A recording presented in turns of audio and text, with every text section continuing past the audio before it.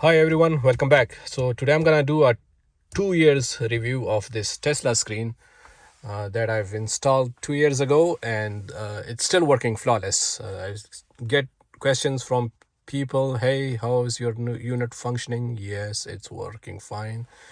Maybe the reason to that is I have not installed any third-party softwares in it, and people are when they install these Tesla head units, they would like to, install third-party softwares and change the skin and features and whatnot. So I haven't done any of those. So maybe that's one of the reason it's still functioning the way it was when I installed it on the first day.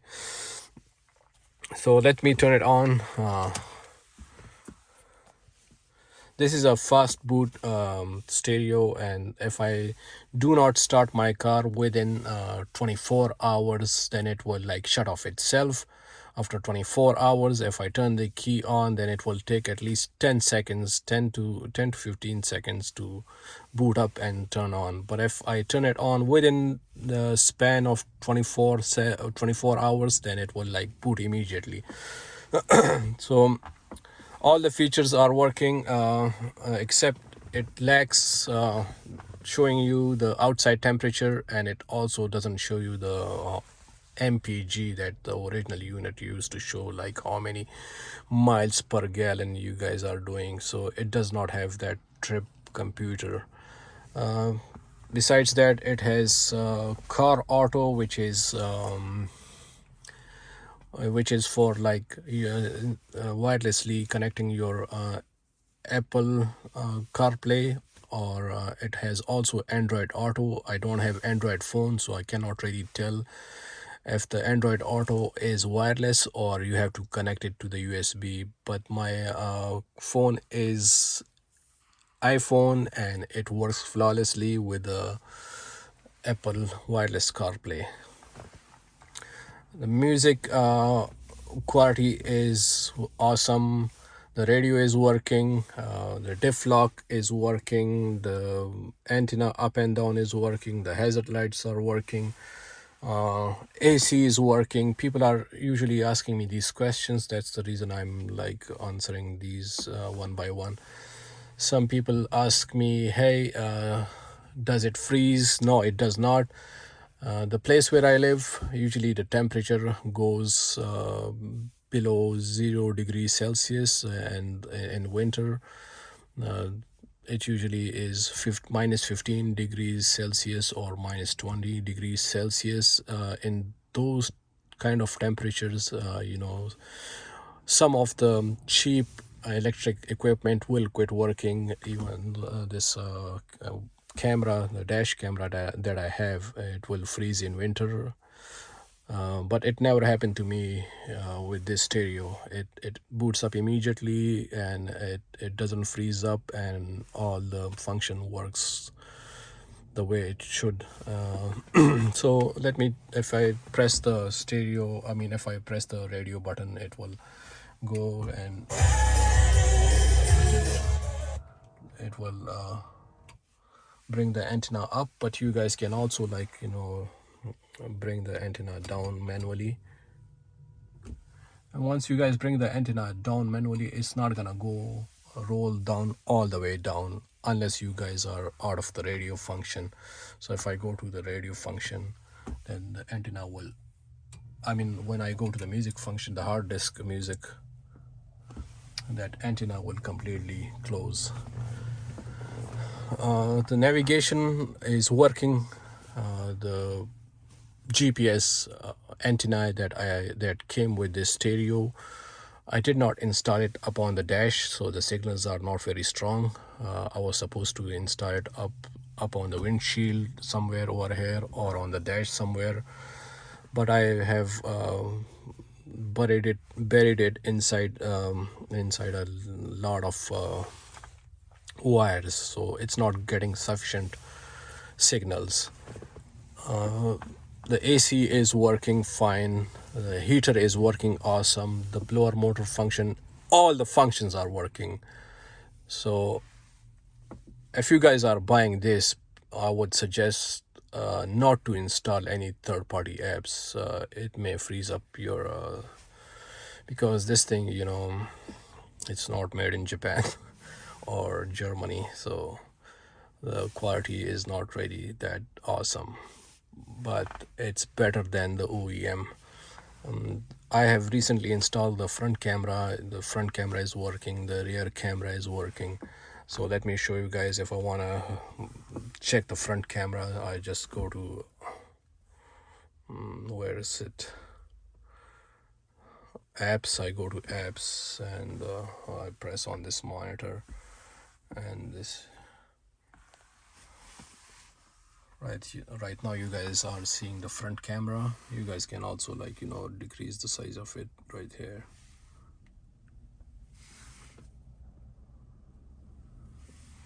If you guys want to increase the size, it's right here. And if I put it in reverse, so let me put the car in reverse.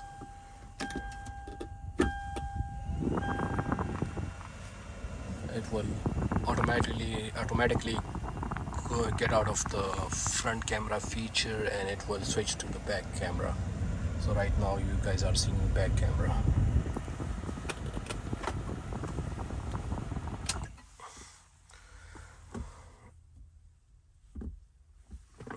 So let me play music. I'm not sure if you guys would be able to tell the quality of the music.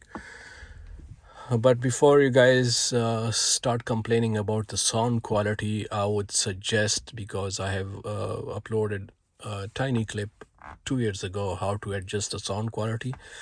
So if you guys adjust the sound quality, it should not sound horrible. When I first installed this thing, it sounded very horrible, and I thought to myself, I just wasted my money and time on this thing.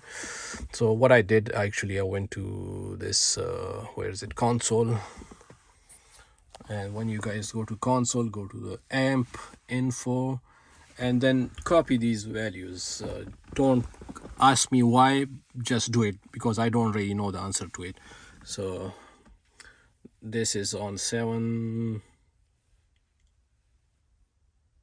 and the current volume should be on 45, and amp switch is on. So some people say, hey, our subwoofer is not working, so I'm not sure if their amp is off or something. But these are the values that you guys must. I'm gonna slowly scroll up so you guys can see.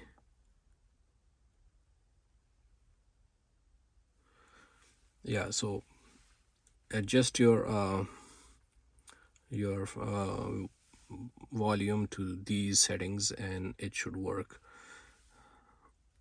So I'm not gonna play song from this stereo hard drive, because I might get a warning from YouTube, but I'll connect it to YouTube and look for a song or a music that is not copyright. So let's go to YouTube.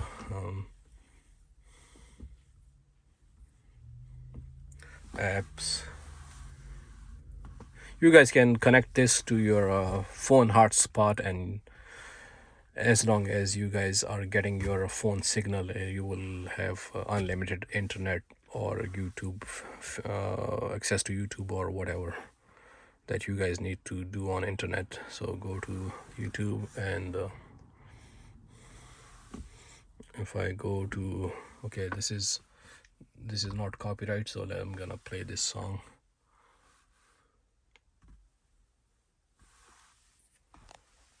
Okay, well, they are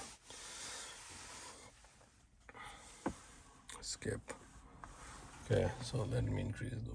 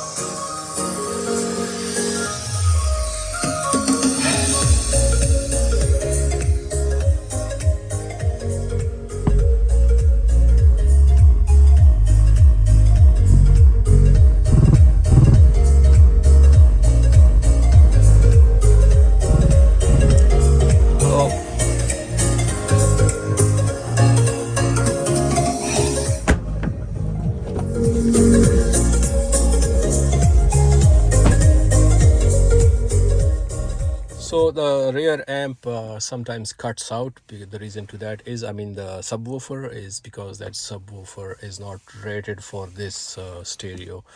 So if I upgrade the subwoofer speaker, it will sound better, but it works fine. Let me turn on the car to check all the features. So if I get out of this and clear all, let me test the AC. So you guys can turn on the AC from here, right here. It's blue right now, so blue indicates it's currently on. If it's off now, and you guys can either increase the blower motor speed from here or from here. And one thing I'm gonna suggest, not to use this feature in winter. Otherwise it will intermittently turn on your AC and turn it back off, because this is how every Toyota works. If you guys turn on the auto defrost function, it will automatically turn on your AC once in a while.